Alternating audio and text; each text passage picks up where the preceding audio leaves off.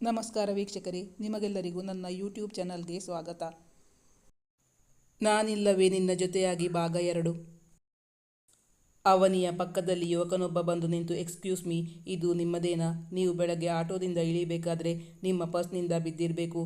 ನೀವು ಹೋದ್ಮೇಲೆ ನನಗೆ ಸಿಕ್ತು. ಆ ದನಿ ಕೇಳಿದಾಗ ಅವಳು ಬೆಚ್ಚಿ ಬಿದ್ದಳು. ಯುವಕನೊಬ್ಬ ATM ಕಾರ್ಡನ್ನು ಕೊಟ್ಟಾಗ ಅವಳ ಜೊತೆಗಿದ್ದ ಮಧುರ ಕೂಡ ಅವನನ್ನೇ ಆಶ್ಚರ್ಯದಿಂದ ನೋಡುತ್ತಿದ್ದಳು. ಆ ಯುವಕನ ದೃಷ್ಟಿ ತನ್ನ ಮೇಲಿರುವುದನ್ನು ಅರಿತ ಅವಳು ಪಕ್ಕನೆ ಅವನತ್ತ ತಿರುಗಿ ನೋಡಿದಳು. ಅವಳ ಮುಖ ಕೊಂಚ ಕೆಂಪೇರಿದರೂ ತೋರಗೊಡದೆ ನಸುನಕ್ಕು, ನಂಗೆ ಇಳಿಯೋ ಜಾಗ ಬಂದಾಗ ಆಟೋ ಚಾರ್ಜ್ ನಿಮ್ಮ ಕೈಯಲ್ಲಿ ಕೊಡ್ತೀನಿ, ಮಿಕ್ಕಿದ್ದು ನೀವು ಕೊಟ್ಕೊಳ್ಳಿ ಎಂದು ನಕ್ಕು ಹೇಳಿದಾಗ ಆ ನಗು ಅವನ ಮೇಲೆ ಹೂಮಳೆಗರೆದಂತಾಗಿತ್ತು.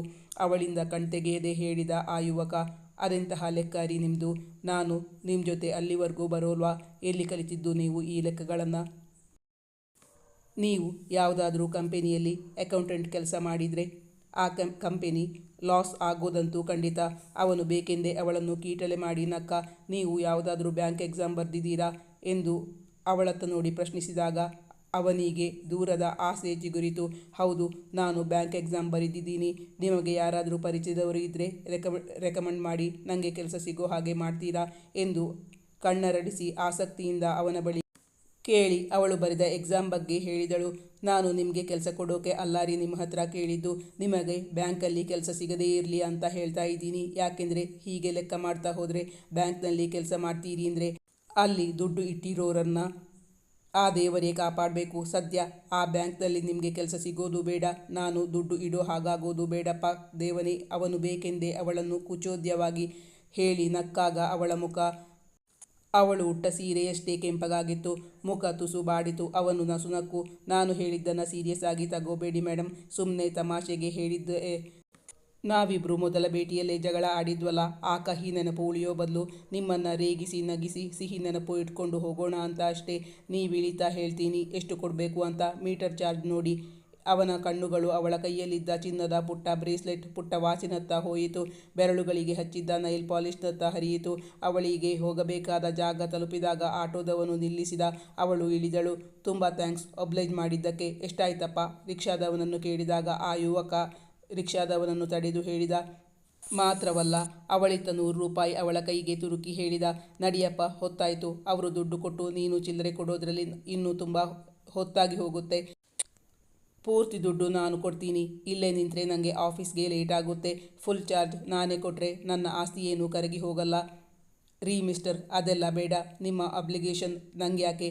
ತಗೋಪ್ಪ, ನನ್ನ ದುಡ್ಡು ನಾನೇ ಕೊಡ್ತೀನಿ. ಅವಳು ಹೇಳುತ್ತಿದ್ದರೂ ಆಟೋದವನು ಅವಳು ಹೇಳಿದ್ದು ಕೇಳಿಸದೆ ಅವನಂತೆ ಮುಂದೆ ನಡೆದಿದ್ದ. ಅವನು ನಕ್ಕು ಅವಳತ್ತ ಕೈ ಬೀಸಿದ್ದ. ಅವನಿ ತಾನು ಹೋಗುತ್ತಿರುವ ಅಡ್ರೆಸ್ ಸರಿಯಾಗಿದೆಯಾ ಎಂದು ಒಮ್ಮೆ ಪರೀಕ್ಷಿಸಿ ನೋಡಿಕೊಂಡಳು. ಸರಿಯಾಗಿದೆ. ಆ ಬಿಲ್ಡಿಂಗ್ ತುಂಬ ದೊಡ್ಡದಾಗಿತ್ತು. ವಾಚ್ಮೆನ್ ಬಳಿ ತನಗೆ ಬಂದಿದ್ದ ಇಂಟರ್ವ್ಯೂ ಪತ್ರವನ್ನು ತೋರಿಸಿ ಮುಂದಕ್ಕೆ ಹೋದಳು ಅವನಿ.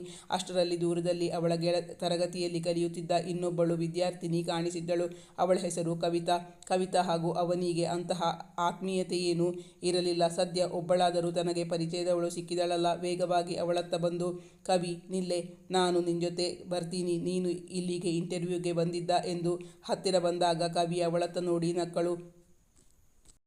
ಏನನಿ, ಬೆಳಗ್ಗೆ ಬೆಳಗ್ಗೆನೆ ಇಷ್ಟು ಕೆಂಪು ಕೆಂಪಾಗಿ ಬಂದುಬಿಟ್ಟಿದೆಯಲ್ಲ, ಟೊಮೆಟೊ ಹಣ್ಣಿನ ಹಾಗಿದ್ದಿ. ಮನೆಯಿಂದ ರೇಸ್ ಮಾಡಿಕೊಂಡು ಇಲ್ಲಿ ತನಕ ಬಂದ್ಯೋ ಅಥವಾ ಜಾಗ್ ಮಾಡಿಕೊಂಡು ಬಂದ್ಯೋ? ಅವಳಿಗೆ ಉತ್ತರಿಸುವ ಗೊಡವೆಗೆ ಹೋಗದೆ ಅವನಿ, ನಾನು ಮೊದಲು ನಿಂಗೆ ಪ್ರಶ್ನೆ ಕೇಳಿದ್ದು, ನನ್ನ ಪ್ರಶ್ನೆಗೆ ಉತ್ತರ ಕೊಡು ಎಂದು ಹೇಳಿದಳು. ಕವಿತಾಳ ಜೊತೆ ಇನ್ನೊಬ್ಬಳು ಹುಡುಗಿ ಇದ್ದಳು. ಅವಳ ಪರಿಚಯ ಅವನಿಗೆ ಇರಲಿಲ್ಲ. ಹೌದಮ್ಮ, ನಾನು ಇಂಟರ್ವ್ಯೂಗೆ ಬಂದಿರೋದು. ಯಾಕೆ ಅಷ್ಟೊಂದು ಖಾರವಾಗಿ ಹೇಳ್ತೀಯಾ? ನಿನ್ನ ಕೆಲಸವನ್ನು ನಾನು ನಿನ್ನ ಹತ್ತಿರದಿಂದ ಎಗರಿಸಿಕೊಂಡು ಹೋಗ್ತಿರೋ ಹಾಗೆ ನನ್ನ ಜೊತೆ ಮಾತಾಡ್ತೀಯಲ್ಲ. ಯಾರ ಜೊತೆ ಜಗಳ ಆಡ್ಕೊಂಡು ಬಂದೆ? ಕೇಳಿದಳು ಕವಿತಾ. ಪಾಪ, ಈಗ ತಾನೇ ಹೊತ್ತಾಗಿ ಹೋಯಿತು ಅಂತ ಮೇಲುಸಿರು ಬಿಡ್ತಾ ಬಂದಿದ್ದಾರೆ. ನೀನ್ಯಾಕೆ ಅವರ ಹತ್ರ ಅಷ್ಟು ದೊಡ್ಡ ದೊಡ್ಡ ಮಾತು ಹೇಳಿ ಹಿಂಸೆ ಕೊಡ್ತಿ? ನೋಡೋಕೆ ತುಂಬ ಮುದ್ದಾಗಿದ್ದಾರೆ. ಜೊತೆಗೆ ಯಾರೋ ಬಂದಿದ್ರಲ್ಲ, ಅದರ ಎಫೆಕ್ಟಿಂದ ಅವರು ಇಷ್ಟು ಕೆಂಪು ಕೆಂಪಾಗಿರೋದು. ನಸುನಕ್ಕು ಮಾರ್ಮಿಕವಾಗಿ ಹೇಳಿದಳು ಆ ಅಪರಿಚಿತ ಹುಡುಗಿ. ಆಕೆ ಅವನಿ ಆಟೋದಿಂದ ಇಳಿಯುವುದನ್ನು ದೂರದಿಂದಲೇ ನೋಡಿದ್ದಳು. ಇಂಟರ್ವ್ಯೂ ಎದುರಿಸಬೇಕೆಂಬ ಆತಂಕದಿಂದಲೋ ಅಥವಾ ಪ್ರಯಾಣದ ಬಳಲಿಕೆಯಿಂದಲೋ ಅವಳ ಮುಖದಲ್ಲಿ ಬೆವರ ಸಾಲುಗಳು ಹನಿಗಟ್ಟಿದವು. ಅದನ್ನು ತನ್ನ ಪುಟ್ಟ ಕರ್ಚೀಫ್ನಿಂದ ಒರೆಸಿಕೊಳ್ಳತೊಡಗಿದಳು ಅವನಿ. ಏನಮ್ಮ ತಾಯಿ, ಬೆಳಗ್ಗೆ ಬೆಳಗ್ಗೆನೆ ನನ್ನ ಹತ್ರ ಜಗಳ ಆಡಿದ್ದು ಅಲ್ಲದೆ ಬೆವರ್ತಾ ಇದ್ದೀಯಲ್ಲ. ಇಂಟರ್ವ್ಯೂಗೆ ಬಂದವರಿಗೆ ಕೂತ್ಕೊಳ್ಳೋಕೆ ಚೇರ್ ಹಾಕಿದ್ದಾರೆ, ಅಲ್ಲಿ ಕೂತ್ಕೋ. ನಿಂಗೆ ಬೇಕಾದರೆ ಕೂಲ್ ಡ್ರಿಂಕ್ಸ್ ತಂದು ಕೊಡ್ತೀನಿ ಎಂದು ಕವಿತಾ ಕುಚೋದ್ಯವಾಗಿ ಹೇಳಿದಾಗ ಅವಳ ಕುಚೋದ್ಯಕ್ಕೆ ಸಿಟ್ಟಾದ ಅನಿ ಅವಳನ್ನು ಕಿಡಿಗಣ್ಣಿನಿಂದ ನೋಡಿದಳು. ಅವಳಿಗೆ ಹೊಡೆಯಬೇಕೆನಿಸಿತು. ತನ್ನ ಕೈಯಲ್ಲಿದ್ದ ಪರ್ಸನ್ನು ಎತ್ತಿದಾಗ, ಸದ್ಯ ಅಮ್ಮ ತಾಯಿ, ಮನೇಲಿ ನಿಮ್ಮಮ್ಮನ ಜೊತೆ ಜಗಳ ಆಡ್ಕೊಂಡು ಬಂದಿರಬೇಕು. ಆ ಕೋಪ ನನ್ನ ಮೇಲೆ ತೋರಿಸ್ಬೇಡ್ವೆ. ಕೈಗೆ ಸಿಕ್ಕಿದ್ದು ತಗೊಂಡು ಹಾಕಿದ್ರೆ ನಾನು ಇಂಟರ್ವ್ಯೂ ಅಟೆಂಡ್ ಆಗೋದಾದರೂ ಹೇಗೆ? ನಿನ್ನಿಂದ ಅಂತರ ಕಾಯ್ದುಕೊಳ್ಳೋದೇ ಒಳ್ಳೆಯದು. ಆಗ ನಾನು ಸೇಫ್ ಆಗಿರ್ತೀನಿ ಎಂದು ಹೇಳುತ್ತಾ ಅವಳ ಎದುರಿನ ಸಾಲಿನಲ್ಲಿ ಹೋಗಿ ಕುಳಿತಳು ಕವಿತಾ. ಅವಳು ಚಾಟರ್ ಬಾಕ್ಸ್ ತನ್ನಿಂದ ದೂರ ಇದ್ದರೆ ತಾನು ಸೇಫ್ ಎಂದುಕೊಂಡಳು ಅವನಿ. ಸದ್ಯದಲ್ಲೇ ಇನ್ನಾವುದಾದರೂ ಇಂಟರ್ವ್ಯೂ ಅಟೆಂಡ್ ಆಗುವುದಿದೆಯಾ? ತನ್ನ ಸೆಲ್ಫೋನ್ಗೆ ಬಂದ ಮೆಸೇಜ್ಗಳನ್ನು ಚೆಕ್ ಮಾಡುತ್ತಿದ್ದಳು. ಕವಿತಾ ತನ್ನ ಪಕ್ಕದಲ್ಲಿ ಕುಳಿತಿದ್ದ ಯುವತಿಯ ಬಳಿ ಅವಳನ್ನೇ ನೋಡುತ್ತಾ ಏನೋ ಹೇಳಿ ಕಿಸಕ್ಕನೆ ನಕ್ಕದ್ದು ಕಂಡರೂ ಕಾಣದಂತೆ ಸುಮ್ಮನೆ ಇದ್ದು ಬಿಟ್ಟಳು ಅವನಿ. ಬೆಳಗ್ಗೆ 10 ಗಂಟೆ ಕಳೆದ ಬಳಿಕ ಅಲ್ಲಿದ್ದ ಒಬ್ಬೊಬ್ಬರನ್ನೇ ಇಂಟರ್ವ್ಯೂಗೆ ಕರೆಯುತ್ತಿದ್ದರು. ತನ್ನ ಸರದಿಗಾಗಿ ಕಾದು ಕುಳಿತಿದ್ದಳು ಅವನಿ ಇಂದು ಇಂಟರ್ವ್ಯೂ ಏನೋ ಚೆನ್ನಾಗಿಯೇ ಮಾಡಿದ್ದಳು. ಆದರೆ ಇಂತಹ ಪ್ರೈವೇಟ್ ಕಂಪನಿಗಳಲ್ಲೆಲ್ಲ ಇನ್ಫ್ಲೂಯೆನ್ಸ್ ಜೋರಾಗಿ ನಡೆಯುತ್ತಿತ್ತು. ಸುಮ್ಮನೆ ಇಂಟರ್ವ್ಯೂನ ನಾಟಕ ಮಾಡುತ್ತಿದ್ದರು. ಕೆಲಸ ಸಿಗುತ್ತದೋ ಇಲ್ಲವೋ ಅವಳಿಗಂತೂ ಗೊತ್ತಿರಲಿಲ್ಲ. ಅವಳ ತಾಯಿ ರಮಾನಂದ ಅಂಕಲ್ ಮೂಲಕ ನಿಂಗೆ ಇನ್ಫ್ಲೂಯೆನ್ಸ್ ಮಾಡೋಕೆ ಹೇಳ್ತೀನಿ ಎಂದು ಹೇಳುತ್ತಿದ್ದರು. ಆದರೆ ಅವನಿಗೆ ರಮಾನಂದ್ ಅವರ ನೆರಳು ಕಂಡರೂ ಆಗುತ್ತಿರಲಿಲ್ಲ. ಆದ್ದರಿಂದ ತಾಯಿಯ ಬಳಿ ತಾನು ಎಲ್ಲಿಗೆ ಇಂಟರ್ವ್ಯೂಗೆ ಹೋಗುತ್ತಿದ್ದೇನೆಂದು ಹೇಳುತ್ತಲೇ ಇರಲಿಲ್ಲ. ಅವನಿ ಆ ಕಂಪನಿಯ ಇಂಟರ್ವ್ಯೂ ಮುಗಿಸಿಕೊಂಡಾಗ ಮಧ್ಯಾಹ್ನ 2 ಗಂಟೆ ಕಳೆದಿತ್ತು. ಇಂಟರ್ವ್ಯೂ ಅಟೆಂಡ್ ಆಗಲು ಬಂದವರಿಗೆ ಟೀ ಮತ್ತು 2 ಬಿಸ್ಕೆಟ್ಗಳನ್ನು ಕೊಟ್ಟಿದ್ದರು. ಅದು ಯಾವಾಗಲೋ ಕರಗಿ ಹೋಗಿತ್ತು. ಈಗ ಹೊಟ್ಟೆ ಚುರುಗುಟ್ಟಲಾರಂಭಿಸಿತ್ತು. ಈಗ ಮನೆಗೆ ಹೋದರೆ ತಾಯಿಯಂತೂ ಇರುವುದಿಲ್ಲ. ಮನೆಯಲ್ಲಿ ಒಬ್ಬಳಿಗೆ ಸಮಯ ಹೋಗುತ್ತಿಲ್ಲ. ಅವಳಿಗೇಕೋ ಇಂದು ಮನೆಗೆ ಹೋಗುವ ಮನಸ್ಸಾಗಲಿಲ್ಲ. ಆದ್ದರಿಂದ ಅವಳು ನೇರವಾಗಿ ಅವಳ ಆತ್ಮೀಯ ಗೆಳತಿ ಮಧುರಳ ಮನೆಗೆ ಹೋಗಿದ್ದಳು. ಮಧುರ, ಅವಳ ತಾಯಿ ಇಬ್ಬರು ಮನೆಯಲ್ಲಿಯೇ ಇರುತ್ತಿದ್ದರು. ಮಧುರಳ ತಾಯಿಯ ಹೆಸರು ಮನೋಹರಿ. ಅವರು ವಾತ್ಸಲ್ಯಮಯಿ.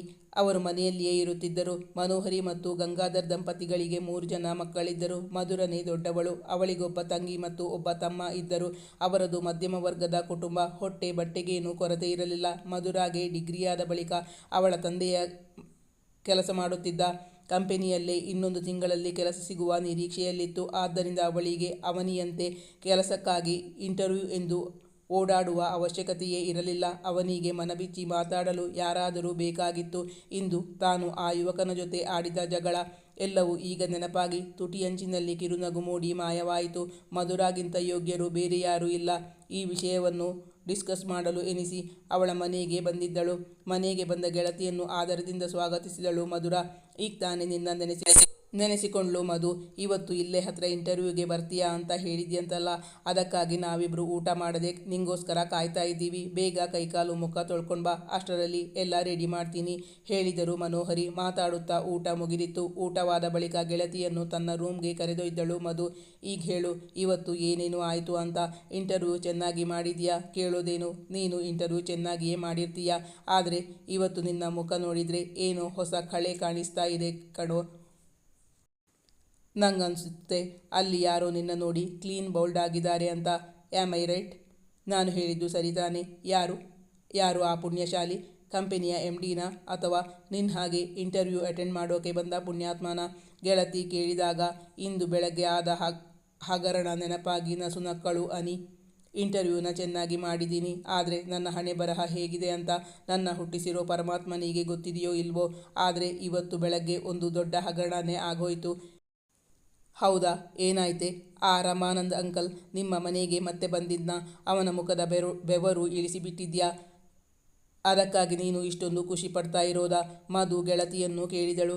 ಏನಾಯಿತು ಗೊತ್ತಾ ಎಂದು ಹೇಳುತ್ತಾ ಅವನಿ ಬೆಳಗ್ಗೆ ಆಟೋಗಾಗಿ ತಾವಿಬ್ಬರು ಜಗಳವಾಡಿದ್ದನ್ನು ವಿವರಿಸಿದಳು. ಅಲ್ಲ, ಅವನಿಗೆ ಹೋಗೋಕೆ ಬೇರೆ ಆಟೋ ಸಿಗ್ತಾ ಇರಲಿಲ್ವಾ? ಅವನು ಬೇಕು ಅಂತಾನೆ ನನ್ನ ಹತ್ರನೇ ಬಂದು ಕುಳಿತು ನನ್ನನ್ನೇ ನೋಡ್ತಾ ಇದ್ದ. ನನ್ನ ನೋಡಿ ಅವನು ಎಷ್ಟು ಇಂಪ್ರೆಸ್ ಆಗಿಬಿಟ್ಟ ಅಂದರೆ ಕೊನೆಗೆ ಅವನೇ ರಾಜಿಯಾಗಿದ್ದು. ಆಟೋಗೆ ನಾನು ದುಡ್ಡು ಕೊಡ್ತೀನಿ ಅಂದರೂ ಬೇಡ ಅಂತ ಅವನೇ ಕೊಟ್ಬಿಟ್ಟ ಎಂದು ಇಂದು ಬೆಳಗ್ಗೆ ನಡೆದ ವಿಷಯವನ್ನು ವಿವರವಾಗಿ ವಿವರಿಸಿದಳು. ಏನು ಮೇಡಮ್ ಅವರು ಹೇಳೋದು ಕೇಳಿದರೆ ಅವನು ನಿನ್ನ ನೋಡಿ ಇಂಪ್ರೆಸ್ ಆದ್ನೋ ಅಥವಾ ನೀನೇ ಅವನ ನೋಡಿ ಎಂದು ಮಧು ಅವಳನ್ನು ರೇಗಿಸಿದಾಗ ಅವಳ ಕೈ ಜಿಗುಟಿದಳು ಅವನಿ. ಇದು ಆ ಯುವಕ ಅಲ್ಲ ಕಣೆ, ನಾನು ಮಧು, ನಿನ್ನ ಗೆಳತಿ. ಇಂತಹ ಕೆಲಸ ಏನಿದ್ರು ಆ ಯುವಕನಿಗೆ ಮಾಡು, ನಂಗಲ್ಲ. ಅವನು ಹೇಗಿದ್ದಾನೆ ನೋಡೋಕೆ? ಯಾವಾಗಲಾದರೂ ಸಿಕ್ಕಿದ್ರೆ ಸ್ವಲ್ಪ ಚುಡಾಯಿಸ್ಬೋದು ಅಂತ ಕೇಳ್ತಾ ಇದ್ದೀನಿ ಎಂದು ಮಧು ಹೇಳಿದಳು.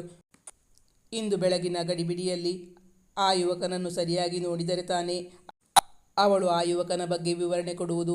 ಅವನನ್ನು ಸರಿಯಾಗಿ ಗಮನಿಸಿರಲೂ ಇಲ್ಲ. ಆದರೂ ಸ್ವಲ್ಪ ಸ್ಮಾರ್ಟ್ ಆಗಿದ್ದಾನೆ ಅನಿಸುತ್ತೆ ಎಂದು ಉತ್ತರಿಸಿದಳು. ಸ್ಮಾರ್ಟ್ ಆಗಿದ್ದಾನೆ ಅಂದರೆ ಹೇಗಮ್ಮ? ಅವನ ಕಣ್ಣು, ಮೂಗು, ಮುಖ, ಬಣ್ಣ, ಹೈಟು, ವೆಯ್ಟು ಇತ್ಯಾದಿ ಇತ್ಯಾದಿ ಎಂದು ಗೆಳತಿಯನ್ನು ರೇಗಿಸಿದಾಗ, ನಾನು ಅವನನ್ನು ಸರಿಯಾಗಿ ನೋಡಲಿಲ್ಲ ಕಣೆ. ಇನ್ನೊಂದು ಸಲ ಎದುರಿಗೆ ಸಿಕ್ಕರೆ ಗುರುತು ಹತ್ತೇನೋ ಇಲ್ವೋ ಅದೂ ಗೊತ್ತಿಲ್ಲ ಎಂದು ಉತ್ತರಿಸಿದಳು ಅವನಿ. ಅಯ್ಯೋ, ಹಾಗಂದ್ರೆ ಹೇಗೆ? ಅವನಿಗೆ ನಿನ್ಮೇಲೆ ಇಂಟ್ರೆಸ್ಟ್ ಇದೆ ಅಂತೀಯ? ನೀನು ಹೆಣ್ಣಾಗಿದ್ದು ದಂಡ. ಮಧು ಗೊಣಗಿಕೊಂಡಳು. ನಾನಾಗಿದ್ರೆ ಎಲ್ಲ ಡೇಟಾನು ಕಲೆಕ್ಟ್ ಮಾಡ್ಕೋತಾ ಇದ್ದೆ. ಹೋಗ್ಲಿ ಬಿಡು. ಹೆಸರೇನಂದ ಕೇಳಿದಳು. ಗೊತ್ತಿಲ್ಲ ಕಣೆ, ನಾನು ಕೇಳಲೇ ಇಲ್ಲ. ಛೇ, ಎಂಥ ಕೆಲಸ ಆಗೋಯ್ತು. ನನಗೆ ಅವನ ಹೆಸರು ಕೇಳಬೇಕು ಅಂತನೂ ಆಗ ಗೊತ್ತಾಗಲಿಲ್ಲ ಪರಿತಪಿಸಿಕೊಂಡಳು ಅವನಿ. ಅಯ್ಯೋ ಮಂಕೆ, ಹಾಗಂದ್ರೆ ಹೇಗೆ? ತುಂಬ ಫ್ರಿಜಿಡ್ ಕಣೆ ನೀನು. ಈಗಲೇ ಅವನಿಗೆ ತಾನಾಗ ಅವನನ್ನು ಸರಿಯಾಗಿ ನೋಡಬೇಕಿತ್ತು. ಅವನ ಹೆಸರು ಕೇಳಬೇಕಾಗಿತ್ತೆಂದೆನಿಸಿತು ನನಗೆ. ನಿನ್ನ ಹಾಗೆ ಯಾರು ಸಿಕ್ಕಿದ್ರು ಅವರ ಹತ್ರ ಹೆಸರೇನು, ಕುಲ, ಗೋತ್ರ ಕೇಳ್ಕೊಂಡು ಹೋಗೋಕ್ಕೆ ಸಾಧ್ಯ ಇಲ್ಲ ಕಣೆ. ಮೊದಲೇ ನಮ್ಮ ಅಮ್ಮ ಸರಿಯಿಲ್ಲ. ತಾಯಿಯಂತೆ ಮಗಳು, ನೂಲಿನಂತೆ ಸೀರೆ ಅಂತ ನನ್ನನ್ನು ಎಲ್ಲರೂ ವಿಚಿತ್ರವಾಗಿ ನೋಡ್ತಾರೆ ಎಂದು ಅವನಿ ತನ್ನ ಪರಿಸ್ಥಿತಿಯನ್ನು ಗೆಳತಿಯ ಬಳಿ ಹೇಳಿಕೊಂಡು ಕಣ್ಣು ತುಂಬಿಕೊಂಡಾಗ, ಮಧುರಾಗೆ ತಾನು ಅವಳನ್ನು ಇನ್ನೂ ರೇಗಿಸಬಾರದು ಎನಿಸಿ ಆ ವಿಷಯವನ್ನು ಅಲ್ಲಿಗೆ ಬಿಟ್ಟಳು. ಬಳಿಕ ಮಾತು ಬೇರೆ ದಿಕ್ಕಿನತ್ತ ಸಾಗಿತು. ಮಧು, ಇವತ್ತು ನೀನು ನಮ್ಮ ಮನೆಗೆ ಬಾ ಕಣೆ. 2 ದಿನ ಇದ್ದು ಹೋಗ್ಬೋದು. ನನಗೆ ಒಬ್ಳಿಗೆ ಇದ್ದು ಇದ್ದು ತುಂಬ ಬೇಜಾರಾಗುತ್ತೆ ಎಂದು ಹೇಳಿದಾಗ ಮಧು ಕೂಡ ಒಪ್ಪಿದ್ದಳು. ಇಬ್ಬರು ಬಸ್ನಲ್ಲಿ ಅವನಿಯ ಮನೆಗೆ ಹೊರಟಿದ್ದರು. ತಾಯಿ ಬೆಳಗ್ಗೆ ಏನು ಅಡಿಗೆ ಮಾಡಿದರೋ ಗೊತ್ತಿಲ್ಲ. ರಾತ್ರಿಗೆ ಅಡಿಗೆ ಮಾಡಬೇಕಾಗಿತ್ತು. ಬಸ್ ಇಳಿದು ರಾತ್ರಿಯ ಅಡುಗೆಗಾಗಿ ತರಕಾರಿ ಖರೀದಿಸಲೆಂದು ತರಕಾರಿ ಅಂಗಡಿಯಲ್ಲಿ ನಿಂತಿದ್ದಾಗ ಅವನಿ ಪಕ್ಕದಲ್ಲಿ ಯುವಕನೊಬ್ಬ ಬಂದು ನಿಂತು, ಎಕ್ಸ್ಕ್ಯೂಸ್ ಮೀ, ಇದು ನಿಮ್ಮದೇನಾ? ನೀವು ಬೆಳಗ್ಗೆ ಆಟೋದಿಂದ ಇಳಿಬೇಕಾದ್ರೆ ನಿಮ್ಮ ಪರ್ಸ್ನಿಂದ ಬಿದ್ದಿರಬೇಕು. ನೀವು ಹೋದ್ಮೇಲೆ ನನಗೆ ಸಿಕ್ಕಿತ್ತು. ಆ ದನಿ ಕೇಳಿದಾಗ ಅವಳು ಬೆಚ್ಚಿ ಬಿದ್ದಿದ್ದಳು. ಯುವಕನೊಬ್ಬ ಅವನಿಗೆ ATM ಕಾರ್ಡನ್ನು ಕೊಟ್ಟಾಗ ಅವಳ ಜೊತೆಗಿದ್ದ ಮಧುರಾ ಕೂಡ ಅವನನ್ನೇ ಆಶ್ಚರ್ಯದಿಂದ ನೋಡಿದಳು. ಈ ಕಥೆಯ ಮುಂದಿನ ಭಾಗ ಮುಂದಿನ ಸಂಚಿಕೆಯಲ್ಲಿ ಮುಂದುವರಿಯುವುದು. ವೀಕ್ಷಕರೇ, ನಾನು ಹಾಕೋ ಕಥೆಗಳು ನಿಮಗೆ ಇಷ್ಟವಾಗಿದ್ದಲ್ಲಿ ನನ್ನ ಚಾನಲನ್ನು ಸಬ್ಸ್ಕ್ರೈಬ್ ಮಾಡಿ, ನನ್ನ ವಿಡಿಯೋವನ್ನು ಲೈಕ್ ಮಾಡಿ, ನಿಮ್ಮ ಆಪ್ತರಿಗೆ ನನ್ನ ವಿಡಿಯೋವನ್ನು ಶೇರ್ ಮಾಡಿ, ನಿಮ್ಮ ಅನಿಸಿಕೆ ಅಭಿಪ್ರಾಯಗಳನ್ನು ಕಮೆಂಟ್ ಮಾಡಿ ತಿಳಿಸುವುದರ ಮೂಲಕ ನನಗೆ ಬೆಂಬಲ ನೀಡಬೇಕಾಗಿ ವಿನಂತಿಸಿಕೊಳ್ತೀನಿ. Thank you for watching.